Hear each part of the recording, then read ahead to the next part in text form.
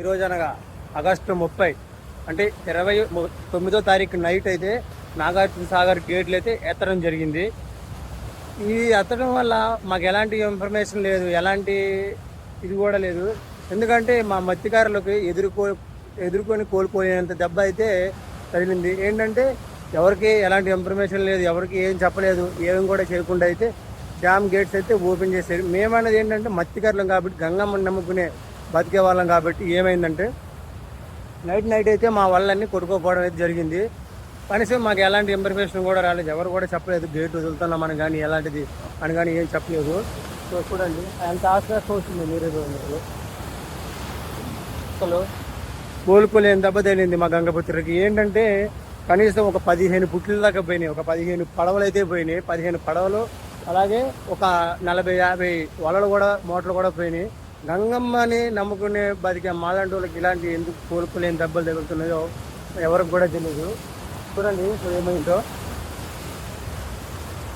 మీరు దేనికి కూడా పనికిరాదు, అసలు రూపాయికి మారదు ఇది అసలు, ఎందుకు కూడా పనికిరాదు.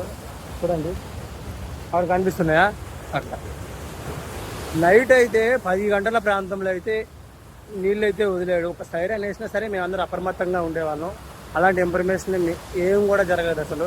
మేము నిద్రలోనే ఉన్నాము, గేట్లు అయితే వదిలేసాడు. సౌండ్ కూడా వినిపించదు కాబట్టి మా ఇళ్లలోకి.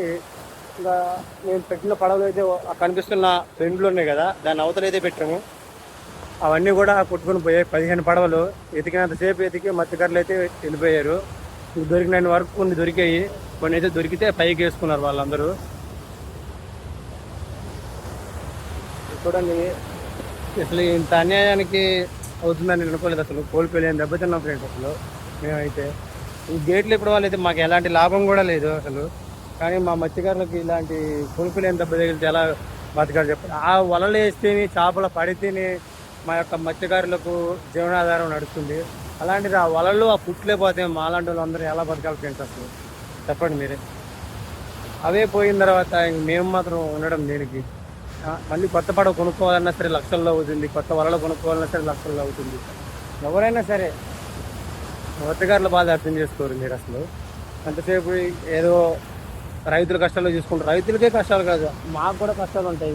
ఇంత కోలికెళ్ళేని దెబ్బతిన్నాం కదా, అసలు ఎవరైనా మమ్మల్ని పట్టించుకునే వాళ్ళు ఉన్నారా? ఇన్ని గేట్లు ఎత్తారని ఎవరికి తెలుసు? ఒక్క తుఫాన్ తోటి మా లైఫ్లో మారిపోయాయి ఫ్రెండ్స్. అసలు ఊహించలేని కోల్పోలేని దెబ్బతిన్నాం. అసలు ఎప్పుడు అనుకోలేదు ఆడిది. వల్ల పోనాయి, రాత్రి 12 గంటల గేట్లు ఓపెన్ చేసిండు. గుట్లు పోనాయి, వల్ల పోనాయి, బతికిరివేవి లేదు. మా పరిస్థితి ఏముంది? రోడ్డున పడ్డాము. ఏం ఆధారం లేదు, భూములు లేవు, పుట్టలు లేవు, చేపలు పట్టుకునే బతకాల ఉద్యోగాలు లేవు. ఇవన్నీ కొట్టుకొని పోయి రాత్రి 10 గంటల గేట్లు ఓపెన్ చేసిండు. ఇంటికాడ పడుకున్నాము. ఈ మొత్తం అన్నీ పోనాయి. ఎన్ని మాటలు పోయాయి? మీ ఎన్ని మాటలు పోయి తాతగారు? 10 మూటలు పోనాయి.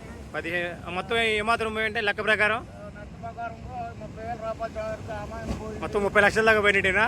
30,000 దాకా పోయి 30,000. Okay okay okay okay. అది ఫ్రెండ్స్. మరి దాదాపు ఎంత వేసుకున్నా 30 మూటలు అంటే మూట 5,000 వేసుకున్నా మీరే లెక్కేసుకోండి ఏమాత్రం పోయిందో. ఈయన మిగిలింది అయితే ఇది ఒక్కటే, దీన్ని కూడా సరి చేసుకుంటున్నాడు. ఏం చేస్తారు మాలాంటి వాళ్ళకి ఏంటంటే ఫ్రెండ్స్, భూములు పుట్లు అలాంటివి ఏమి ఉండే, ఉద్యోగాలు అనేవి కూడా లేవు. ఈ వలలు వేస్తేనే మాలాంటి వాళ్ళం బతకాలి ఫ్రెండ్స్. చూశారు కదా ఈ తాతగారు, ఆయన అయితే 10-15 మూటల దాకా పోయాయంట. 10-15 మూటలు అంటే మూట 5-10,000 వేసుకున్నా సరే ఒక 35,000 40,000, ఒక్కరికి 40,000 లాస్ వస్తే అలాంటిది ఒక 15,000 మంది దాకా వలలన్నీ పోయాయి. అప్పుడు ఎవరు బాధ్యతలు దీనికి చెప్పండి? మేమేం చేయలేము. నైట్ మేము పడుకునే దాకా ఉండి సడన్గా ఎలాంటి సైరన్ లేకుండా కూడా నీళ్లు వదిలేస్తే మత్స్యకారులు మేము ఏమైపోవాలి అసలు?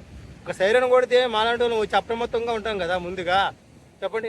భూములు బుట్లు అలాంటి ఏం కూడా లేవు అసలు మాకు. అసలు భూమి అన్నది ఎలా ఉండదో తెలియదు. ఒక ఉద్యోగం అనేది ప్రతి కుర్రోడు 20 years 10th క్లాస్ అయిపోయిన ప్రతి కుర్రోడు కూడా మా మత్స్యకారుల్లో ప్రతి ఒక్కడు ఉద్యోగం రాకుండా ఈ చేపల మీద పట్టుకుని బతికే వాళ్ళమే ప్రతి ఒక్కరం కూడా. సముద్రంలోనే కాదు, కృష్ణా నదిలో కూడా నాగార్జున సాగర్ డ్యామ్ దగ్గర కూడా యూత్ కుర్రోళ్ళు ఉన్నాము. వాళ్ళు కూడా ఉద్యోగాలు లేక గంగమ్మని నమ్ముకుని బతుకుతున్నాము. మీ అందరూ కూడా ఆలోచించండి. ఇన్ని వలలు పోయిన తర్వాత కూడా మాకేంటి గతి నెక్స్ట్? ఒక పడవ లేదు, ఏం కూడా లేదు. 15 పడవలు అంటే ఒక్కొక్క పడవ వచ్చేసి 25,000. అప్పుడు ఎన్ని పడవలు పోయాయి చూసుకోండి. పడవలు అంటే మీరు ఏదో అనుకునే పుట్టులు అంటారు, కనిపిస్తున్నాయి కదా బ్యాక్ సైడ్ చిన్నవి రౌండ్గా ఉంటాయి. మీరు చూసే ఉంటారు. అలాంటివి పోయి ఏంటి ఇప్పుడు మా పరిస్థితి ఏంటి, ఎలా బతకాలి? అవి అమ్ముకుని బతికితేనే కదా మానవుడు పూట గడుస్తుంది. చెప్పండి ఫ్రెండ్స్, చూసారా ఎన్ని మోటార్లు పోయాయో.